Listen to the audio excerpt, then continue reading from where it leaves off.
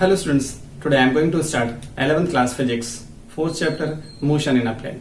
तो आज स्टूडेंट्स इस वीडियो में मैं क्या बात करने वाला हूँ पहले मैं आपको बता देता हूँ।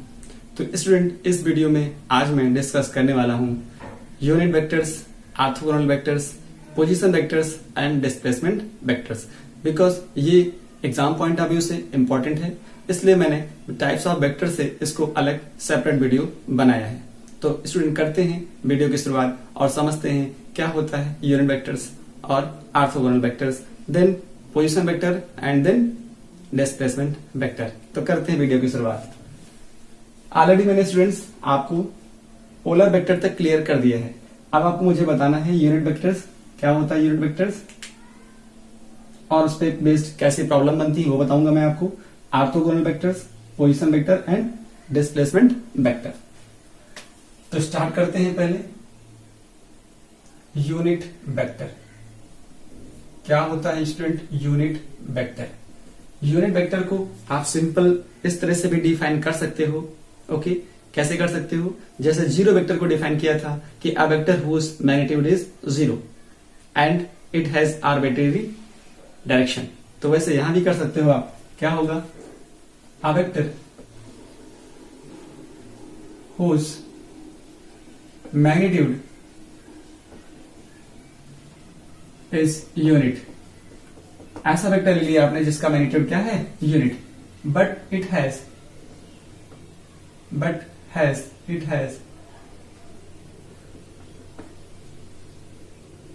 Specific direction.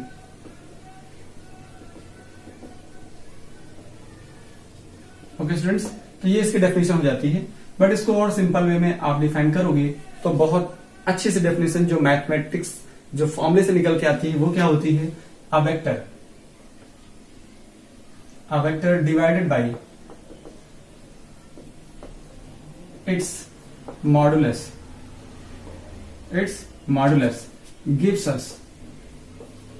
gives unit vector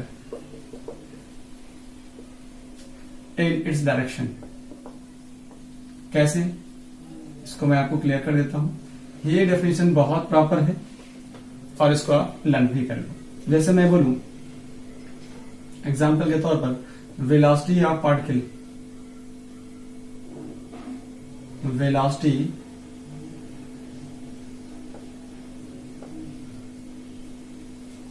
of particle, या मैं ऐसा लिख देता हूं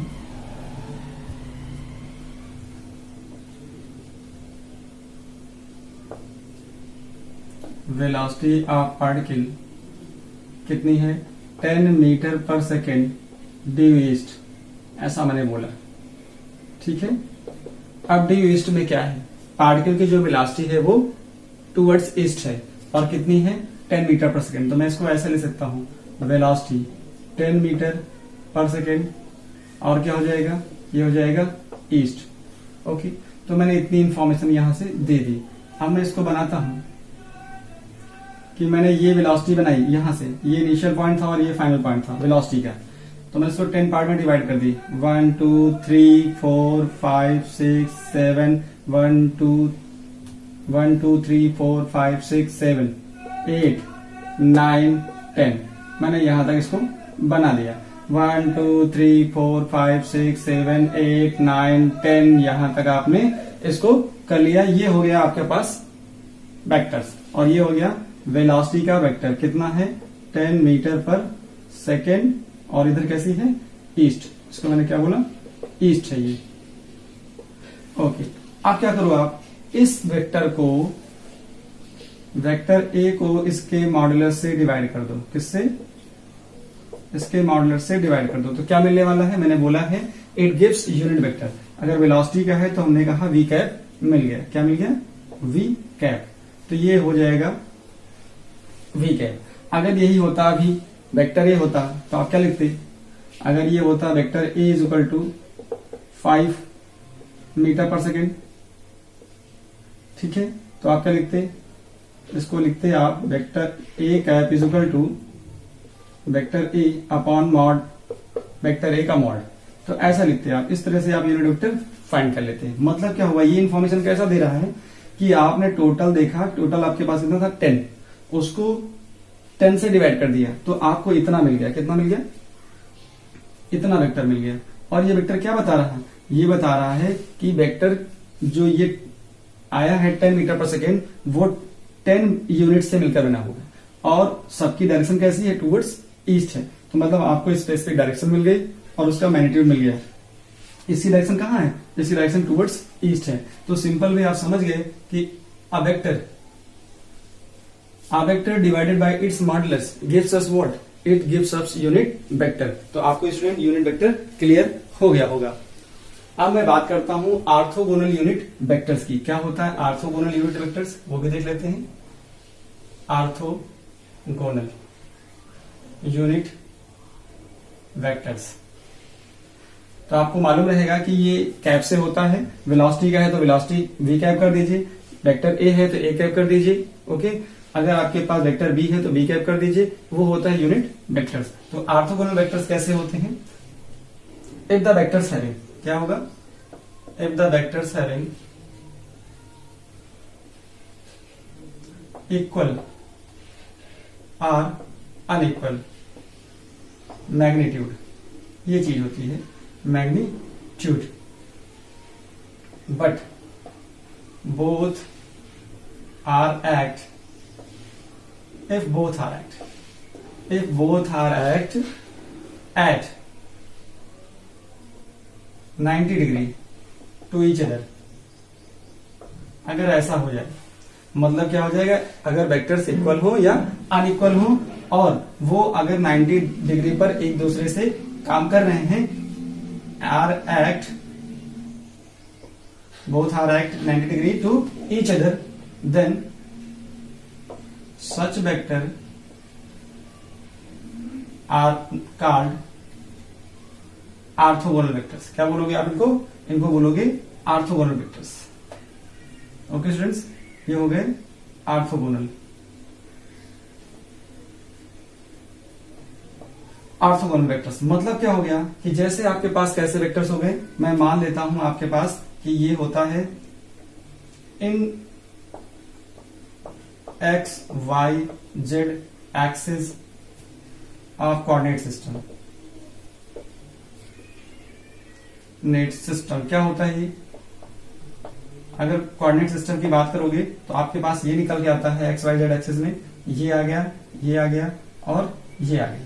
इसको बोलते हैं एक्स एक्सिस, ये होता है वाई एक्सिस, ये होता है जेड एक्सिस। आप जानते हो कि एक्स एक्सिस के अलावा यूनिट वेक्टर क्या होता है?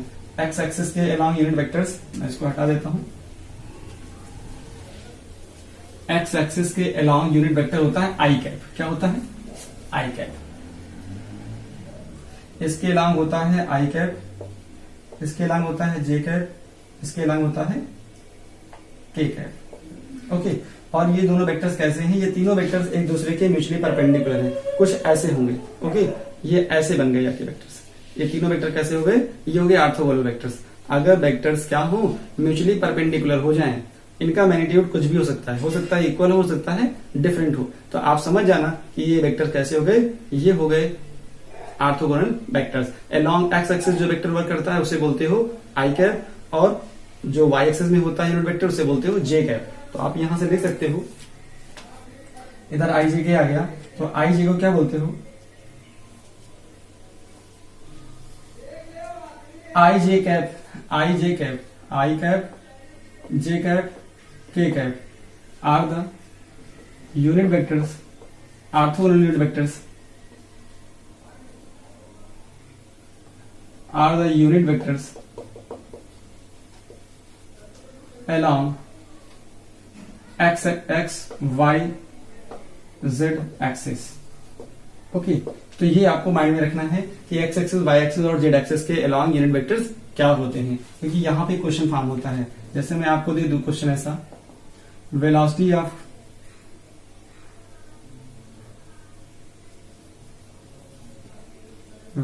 ऑफ पार्टिकल कितनी आपके पास है? v वेक्टर की जो वैल्यू है 10 मीटर पर सेकेंड है। ठीक है, अब आपको क्या करना है? फाइंड करना यहां पर है, find velocity of particle in, और आपको मैं डायरेक्शन समझा दूं, ये आप समझते हो, ये होता है ये होता है ईस्ट, ये होता है नॉर्थ साउथ, और ये होता है वेस्ट। तो इसको आप याद रखोगे, ठीक है। इसलिए बेस क्वेश्चन कैसे बनने वाला है, तो मैंने पूछा find the velocity of the particle in where, आपको यहां फाइंड करना है, आपको यहां फाइंड करना है, इधर फाइंड करना है, और इधर फाइंड करना है, ठीक है। तो एक बन गया क्या, एक बन गया नॉर्थ ईस्ट, इन नॉर्थ ईस्ट। दूसरा देखोगे ये बन जाएगा क्या, नॉर्थ साउथ ईस्ट। अगला देखोगे क्या बनेगा, साउथ वेस्ट। फिर अगला देखोगे नॉर्थ वेस्ट। तो आपको इसमें वेलोसिटी ऑफ द पार्टिकल निकालना है। तो कैसे निकालोगे, जरा इसको देख लो।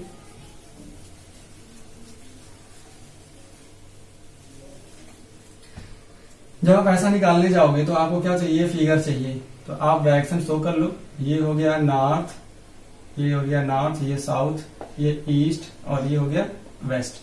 तो आपको किसी भी वेक्टर को निकालना है, तो सोल्यूशन आप जानते हो, अगर कोई वेक्टर निकालना होता है, ये वेलोसिटी ऑफ द पार्टिकल था, तो आपको ऐसा दे दिया गया कि 10 मीटर पर सेकंड वेलोसिटी दे दी गई। अब 10 मीटर पर सेकंड वेलोसिटी को क्या करना है, आपको निकालना है इस डायरेक्शन में, ठीक है। तो आपने कुछ ऐसा बनाया, तो वेलोसिटी v इक्वल टू दिया 10 मीटर पर सेकंड, ये मिल गया। अच्छा 10 मीटर पर सेकंड है, कहाँ है, कहाँ पे है ये नहीं मालूम, तो आप क्या कर लो, वेलोसिटी अगर है तो यूनिट हो गया, मैग्नीट्यूड हो गया, मैग्नीट्यूड हो गया, यूनिट हो गया, डायरेक्शन तो मालूम ही नहीं थी, तो हम यहां ले सकते थे ईस्ट, ठीक है। ऐसा दिया था, ये कैसा है, ईस्ट। अच्छा अब आप क्या करो, इस जो ईस्ट में है उसको कहां ले जाओ, उसको ले जाओ इस डायरेक्शन में, उसको ले जाओ इस डायरेक्शन में। तो इसका मतलब क्या हो गया, यहां जो वेक्टर है वो है 10 मीटर पर सेकेंड। कहां होना चाहिए, ये होना चाहिए, डायरेक्शन इसकी मालूम है क्या, इसको बोलते हो नॉर्थ साउथ, नॉर्थ साउथ। तो वेक्टर, जो वेक्टर आएगा इसको कैसे लिखोगे आप, ये जो वेक्टर है इसको वेक्टर, इस वेक्टर को लिखना पड़ेगा मैग्नीट्यूड ऑफ वेक्टर और वेक्टर v की डायरेक्शन, ठीक है। तो मतलब हमको क्या चाहिए, v कैप चाहिए, हमको v कैप चाहिए अलोंग नॉर्थ साउथ। अब अलोंग नॉर्थ साउथ क्या होगा, तो हमने क्या किया, इसको एज्यूम किया थीटा, क्या एज्यूम किया, थीटा। अगर ये थीटा हो गया, अब ये थीटा की वैल्यू कितनी होगी, यहां थीटा की वैल्यू होगी 45, क्योंकि जो ये होता है नॉर्थ साउथ, तो ये बिल्कुल बीच में होता है, किसके, ईस्ट और नॉर्थ के बीच में, ईस्ट और नॉर्थ के बीच में होगा। तो आप समझ गए कि ये 45 पे होगा। ऐसा देखोगे तो इधर भी 45 पे आने वाला है ये, और इधर देखोगे ये भी 45 पे आने वाला है, इधर देखोगे तो ये भी 45 पे आने वाला है। इसको क्या बोला है आपने, इसको बोला है साउथ ईस्ट, इसको बोला है आपने साउथ वेस्ट, और इसको बोला है आपने south north, north south, okay, north west. इतनी चीजें आपने बोल ली, एक को कंफर्म कर लो तो आपको फिर इनके इनके निकालने आ जाएंगे। जरा देखिए, अगर ये होगा ये वाला वेक्टर, अगर मैं इसको यहां से ऐसे कर दूं, ऐसे कर दूं, और इसको ऐसे कर लूं, अब बात समझ में आई कि मतलब ऐसे करने से क्या होगा कि जो वेक्टर ये वाला होगा, जो वेक्टर ये वेक्टर ए होगा, वो क्या होगा, वो वेक्टर होगा ट्रायंगल रूल से ये वेक्टर का सम और प्लस ये वेक्टर का सम, ओके।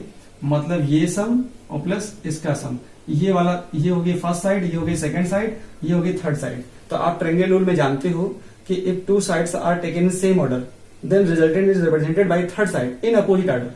तो मतलब दो साइड सेम ऑर्डर में है तो थर्ड साइड अपोजिट ऑर्डर में लोगे, और वही रिप्रेजेंट करती है स्टूडेंट, क्या रिप्रेजेंट करती है, रिजल्टेंट को। तो हमको ये रिजल्टेंट चाहिए था इधर वाला, तो क्या आ जाएगा, जरा देखो, यहां से देखोगे तो हमको यहां मिलेगा v vector, v vector along, मैं लिखता हूं अलोंग, किधर चाहिए, along north south. v vector की वैल्यू जो आएगी, v वेक्टर का मैग्नीट्यूड आएगा और v कैप आएगा, ठीक है। तो इसी को क्या ले सकते हो आप, यहां जरा देखो, ये इतना मल्टीप्लाई होगा तो वेक्टर, ये वेक्टर v का मॉड होगा v, ओके।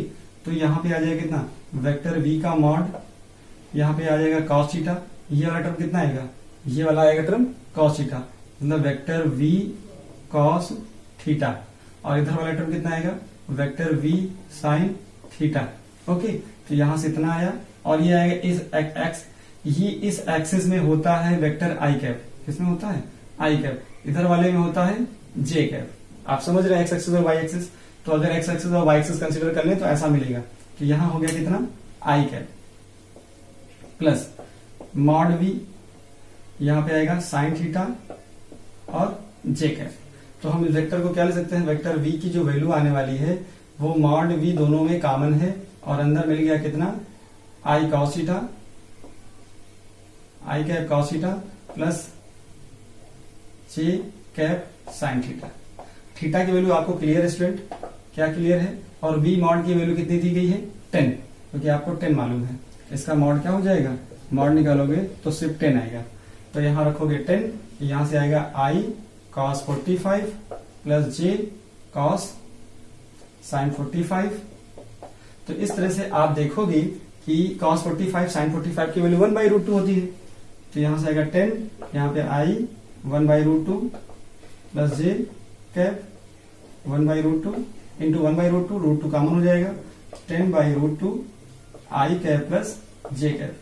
तो ये होगा वेक्टर v इन नॉर्थ साउथ डायरेक्शन। तो मैं आपको इसी बिहाफ पे कैसे लिखना है बता देता हूं।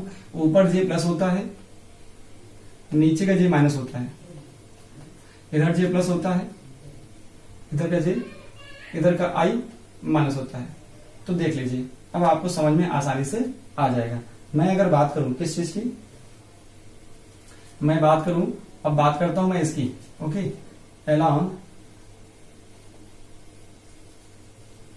along south east. अगर along साउथ ईस्ट की मैं बात करूंगा तो वेक्टर जो आएगा वो कितना आने वाला है, जरा देखो, यहां देखोगे इसके लिए, तो इसके लिए क्या आने वाला है, इसके लिए इधर, इसके लिए ये बन जाएगा एंगल थीटा, तो इधर वाला आ जाएगा क्या, ये आई प्लस में आएगा और जे माइनस में आएगा। तो इसको मैं लिख सकता हूं vector mod V, vector mod of vector V into I, ये प्लस में आना है, आई कॉस थीटा, मतलब यहाँ पे आई कॉस 45 प्लस यहाँ पे ये नीचे आ जाएगा, तो नीचे आएगा तो माइनस जे कैप कॉस साइन 45 आएगा। तो क्या हो सकता है इसका, वेक्टर बी जो आएगा यहां से इसकी वैल्यू 10 है, इसकी वैल्यू 1/√2 होगी, इसकी 1/√2 होगी, √2 कॉमन कर लोगे तो √2 यहाँ पे आएगा आई कैप माइनस जे कैप। तो इस तरह से इसको भी आपने लिख दिया।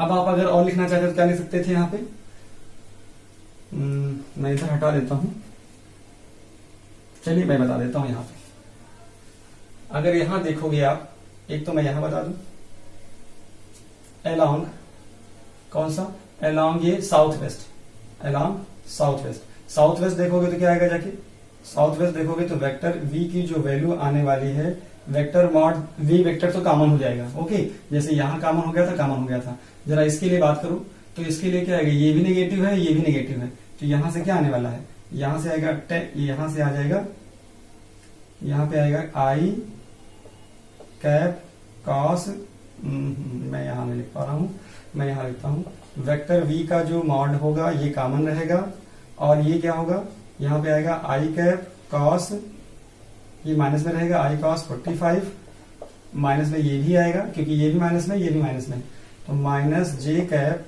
साइन 45।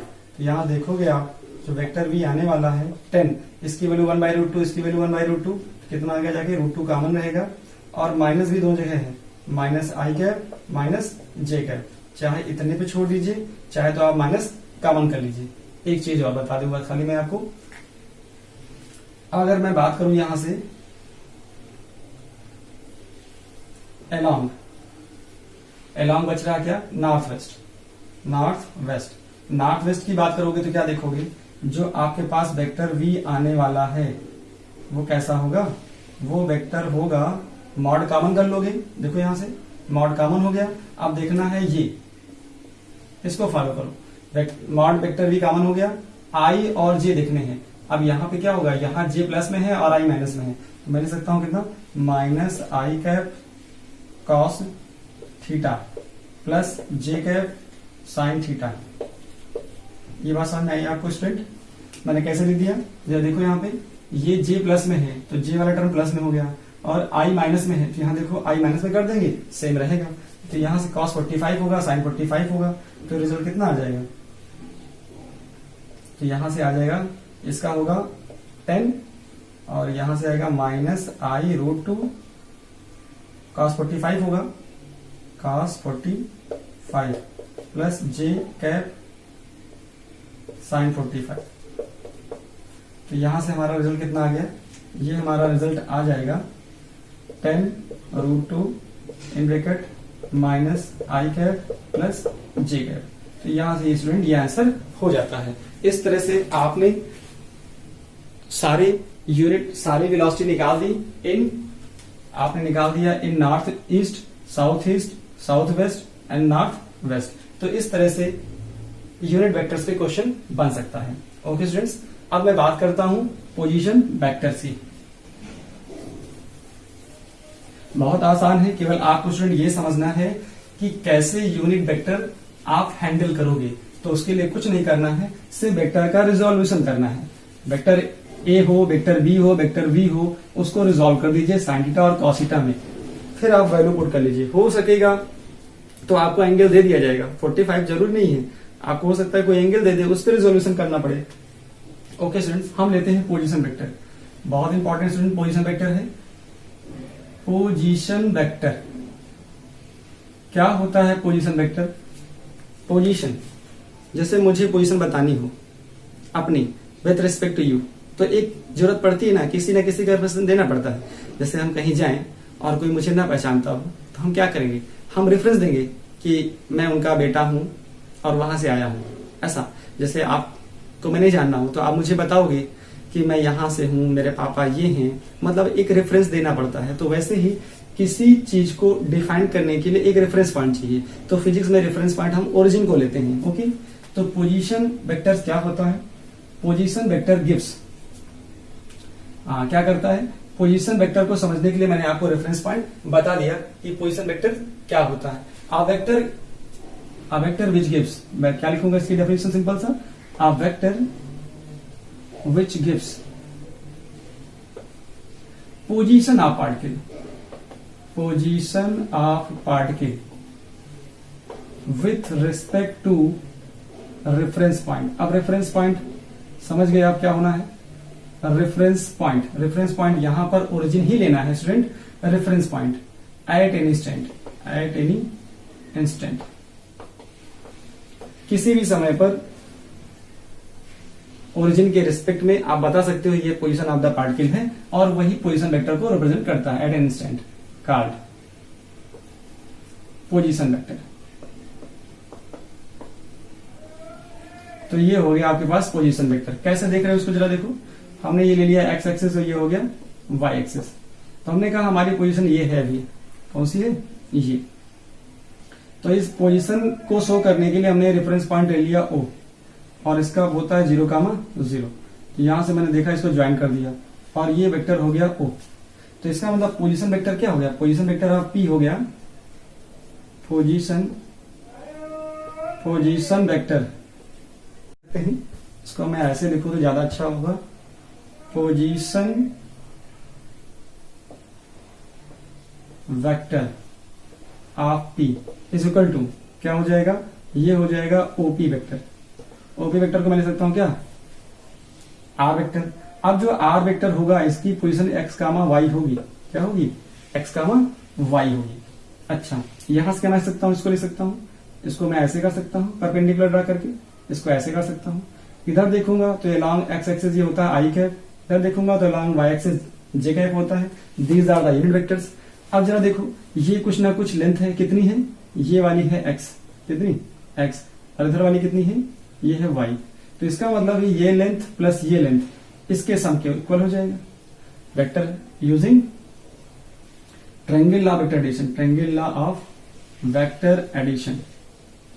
जब आप इस लॉ को यूज करोगे तो आपको मालूम है ये साइड और ये साइड अगर सेम ऑर्डर में है तो third side taken in opposite order और वो रिजल्टेंट को शो करती है। तो मैंने यहां से क्या लिखा?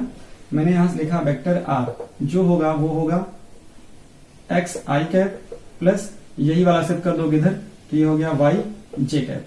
तो यहां से ये वेक्टर निकल आता है।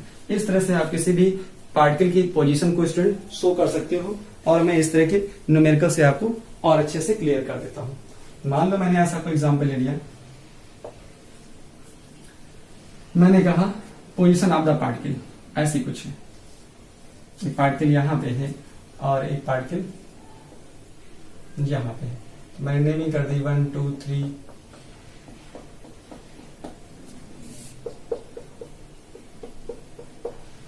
ठीक है। यहां पे मैंने एक पार्टिकल ले लिया, यहां पे ये पार्टिकल है P, और ये इसका पॉइंट दे दिया मैंने 2, 3, और मैंने पूछा पोजीशन ऑफ द पार्टिकल बताइए, find the position of particle,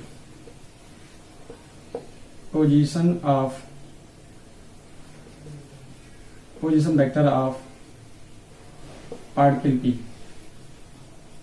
ये मैंने आपसे पूछ लिया। अब आप पोजीशन वेक्टर निकालना है तो फिर वही काम होगा, ये देखोगे, ये x है, ये y है, ठीक है। इधर वाला कितना हो गया, ये हो गया 2, इधर वाला कितना हो गया, ये हो गया 3। इधर की डायरेक्शन में क्या है, इधर है i कैप, इधर कितना चल रहा है, इधर चल रहा है j कैप। तो पोजीशन वेक्टर कितना हो जाएगा, आप पोजीशन वेक्टर बताओगे, पोजीशन वेक्टर ऑफ p कितना आने वाला है, ये हो जाएगा r वेक्टर। तो r वेक्टर कितना आएगा, ये हो गया 2i कैप प्लस ये हो जाएगा 3j कैप। तो ये इसका आंसर हो जाता है, सिंपल वे। ऐसे ही अगर मैं पॉइंट को यहां पे ले लूं, मान लो मैं यहां ले लेता हूं, यहां पर, तो इस पॉइंट की बात करूंगा तो मैं क्या आ जाएगा, जैसे ये आया, तो ये हो गया माइनस एक्स एक्सिस, ये x प्लस है, ये x माइनस है, ये y प्लस है, ये y माइनस। तो ये हो गया -2, 1 2 3 4 5, ये हो गया 5। तो मैं आपसे पूछूं इस पार्टिकल की पोजीशन क्या है, r है। तो कैसे निकालोगे आप, आपने देखा कि इस एक्सिस में होता है j कैप, इधर होता है ये प्लस j कैप, इधर देखोगे इधर होता है माइनस i कैप। पहले ये ऐड किया, यहां गए, फिर उसके बाद इधर गए, तो ये दोनों सेम ऑर्डर में हो गए, ये अपोजिट ऑर्डर में हो गया। तो रिजल्टेंट क्या हो गया, position vector of p of particle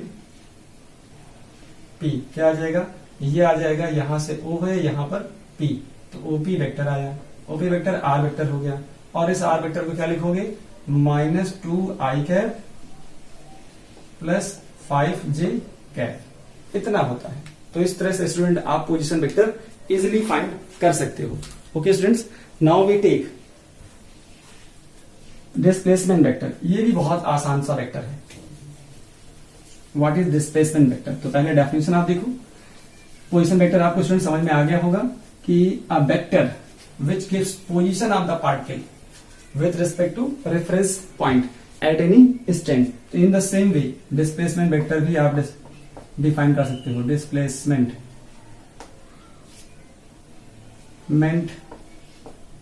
vector क्या होता है, डिस्प्लेसमेंट वेक्टर। तो आप देखो पहले डेफिनेशन बाद में बनाओ। जैसे ये आपके पास कोई वेक्टर है, ये एक्स एक्सिस है और ये वाई एक्सिस है। इनिशियली कोई वेक्टर यहां पे था, कोई वेक्टर यहां पे था, वो है यहां पे ए वेक्टर था, और वो थोड़ी देर बाद यहां पहुंच गया, थोड़ी देर बाद वेक्टर वो यहां पहुंच गया। कहां पहुंच गया, बी पे पहुंच गया। इसका मतलब इसके पास रहा होगा कुछ x1, y1, तो यहां रहा होगा x2, y2। तो ये इसकी पोजीशन थी, तो मैंने इन पोजीशन को डिस्क्राइब कर दिया कुछ ऐसे, और इसको इधर भी डिस्क्राइब कर दिया। तो इस तरह से आपने पोजीशन बना दी। यहां तक की जो पोजीशन है वो है x1, और यहां से यहां तक है पोजीशन x2, सॉरी ये हो गया x2। और यहां से बात करोगे, यहां से लेकर के ये आएगा, इधर y1 आएगा, ओके, और इधर y1 आ गया, ये कितना आ गया, ये आ गया y2। इतनी चीजें आ गई।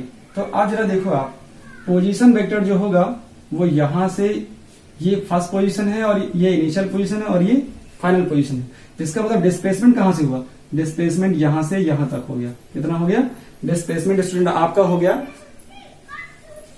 डिस्प्लेसमेंट हो गया वेक्टर ए से वेक्टर बी हो गया। अच्छा, जब वेक्टर ए से बी डिस्प्लेसमेंट हो गया तो डिस्प्लेसमेंट को आप बोल दीजिए वेक्टर आर। अच्छा, तो पहला वेक्टर आपने देखा ये था r1, वेक्टर, दूसरे वेक्टर की पोजीशन थी R2 पे, तो R2 कर दिया आपने। इतनी बात समझ में आ गई। इसका मतलब क्या हो गया, डिस्प्लेसमेंट कहां हुआ, A से B। तो हम इसको लिखेंगे क्या, इसको लिखेंगे a vector drawn from, a vector drawn from initial position to final position. कहा, फाइनल पोजीशन, इस पोजीशन से इस पोजीशन तक, initial position to final position. Vector drawn, जो वेक्टर मैंने ड्रॉन किया ये vector drawn from initial position to final position of moving, क्योंकि घूमने वाला है ये, moving particle at an instant in a given interval of time in a given interval of time is called, क्या बोलोगे, डिस्प्लेसमेंट वेक्टर। यही होता है डिस्प्लेसमेंट वेक्टर। ये है आपके पास डिस्प्लेसमेंट वेक्टर। इसको और अच्छे से देखते हैं एग्जाम्पल के थ्रू, बट पहले ये समझ जाओ कि ये जो वेक्टर आया कैसे निकालोगे। आप लिखोगे using triangle law of vector addition. जो वेक्टर एडिशन होता है वो कैसे, आपने कहा सेम ऑर्डर में जो साइड उनको ऐड कर लीजिए, तो मतलब क्या आ जाएगा, R1 vector plus delta R यहां से, तो ये आ जाएगा डिस्प्लेसमेंट वेक्टर क्या था, डेल्टा R ये था, तो डेल्टा R आ गया, ये साइड प्लस ये साइड सेम ऑर्डर में, तो आप ये हो गया resultant R2 vector. R2 vector student क्या हो गया, आपके पास रिजल्टेंट वेक्टर को शो कर रहा है। अब आप क्या करो, यहां से डिस्प्लेसमेंट वेक्टर निकाल लो, डिस्प्लेसमेंट वेक्टर आप निकालो, क्या आएगा, delta R vector equal to आएगा R2 माइनस R1 वेक्टर। ये आपके पास डिस्प्लेसमेंट वेक्टर है। अभी आपने पोजीशन वेक्टर को निकालना सीखा है। पोजीशन वेक्टर को कैसे निकाला था, R1 की वैल्यू लिखी थी, R1 की वैल्यू ये थी, तो इधर यूनिट वेक्टर होता है i कैप, तो इतना हो जाएगा x1 i कैप, और ये वाला हो जाएगा y1 j कैप, क्योंकि y एक्सिस में j कैप होता है, तो आप लिख सकते हो x1 i cap plus y1 j cap. Similarly R2 लिखोगे तो आएगा x2 i cap plus y2 j cap, क्योंकि ये वाला हो गया x2, तो ये x एक्सिस में है तो x2 i कैप, ये वाला हो गया y एक्सिस में तो y2 j कैप, तो ऐसा लिख लिया। अब ये वैल्यू यहां पुट कर दोगे तो क्या लिखोगे, डेल्टा R वेक्टर की जो वैल्यू आएगी वो आ जाएगी कितनी, x2 i cap plus y2 j cap. यहां से देखोगे तो यहां से आएगा x1 i cap plus y1 j cap, तो यहां से डेल्टा R की जो वैल्यू आने वाली है वो आएगी x2 minus x1 i cap, ये वाला इसमें लेस हो जाएगा, plus y2 minus y1 into j cap. ये स्टूडेंट आपके पास फाइनल रिजल्ट आ जाता है। ये होता है डिस्प्लेसमेंट वेक्टर। इस फॉर्मूले को ही यूज करके आपको न्यूमेरिकल सॉल्व करने हैं। तो मैं आपको न्यूमेरिकल समझा देता हूं। मान लीजिए कि आपके पास कोई वेक्टर ऐसा था, कोई पोजीशन ऑफ द पार्टिकल यहां थी और यहां से पहुंच गए। इसको आप ले लीजिए 2, 3 और इसको ले लीजिए 5, 4। ठीक है, तो आप यहां से यहां पहुंच गए। ये वेक्टर ए था, ये वेक्टर बी था। अब आपको डिस्प्लेसमेंट निकालना है, तो ये होगा वेक्टर ए से बी का डिस्प्लेसमेंट। तो आपने क्या किया, इस पोजीशन को ज्वाइन कर लिया। ये हो गया आपके पास R1 वेक्टर और ये वाला पोजीशन हो गया आपके पास R2 वेक्टर। ओके, इस तरह से निकाला आपने। ये एक्स एक्सिस हो गया, ये वाई एक्सिस हो गया। तो आप यहां से R1 ले सकते हो। R1 वेक्टर क्या होगी, R1 वेक्टर की वैल्यू स्टूडेंट क्या हो जाएगी, यहां से आ जाएगा 2i cap plus 3j cap, और R2 वेक्टर की वैल्यू क्या होगी, इसको देखोगे तो ये आएगा 5i cap plus 4j cap. इतनी वैल्यू स्टूडेंट आपको मिल जाती है। तो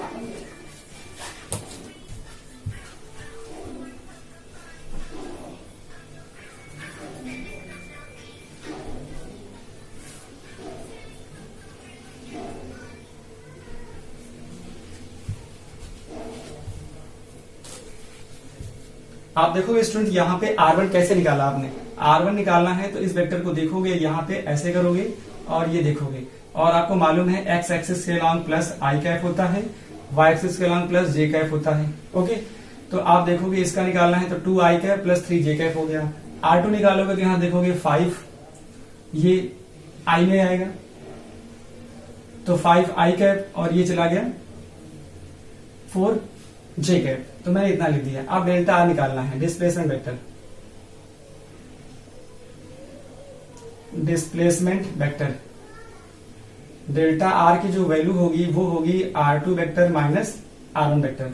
तो इजिली आप इसको फाइंड कर सकते हो। R2 मालूम हो चुका है, R2 5I cap plus 4J cap minus 2I cap plus 3J cap.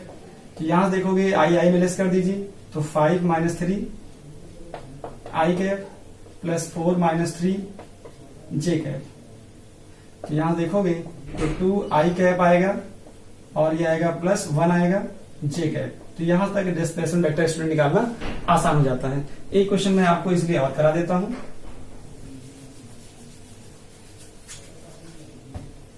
जैसे आपके पास क्वेश्चन कुछ ऐसा आ जाए,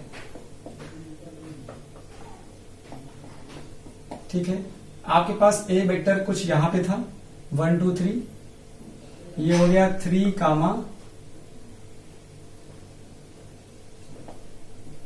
4, मैंने ले लिया 3 कामा 4, वेक्टर ए था। अब दूसरा वेक्टर आया यहां पर 4, इसको मैं लेता हूं, यहां पे लेता हूं 4 कामा 2 माइनस 4 कामा 2, इतना आ गया। ये वेक्टर की पोजीशन हो गई बी, और ये यहां से यहां आ गया, ये मूव करते हुए यहां से यहां तक आ गया। इसका मतलब क्या हुआ, अब जरा देखो, आपको निकालना है डिस्प्लेसमेंट वेक्टर, मतलब डेल्टा आर निकालना है। ये यहां से यहां आ गया। अब तो ये वाली पोजीशन क्या होगी, ये ओरिजिन हो गया, तो ये वाला हो गया वेक्टर आर। ओके, ये वाला वेक्टर कितना हो जाएगा, ये वाला वेक्टर हो जाएगा R2 वेक्टर। तो अब आपको R1 और R2 लिखना आ गया होगा।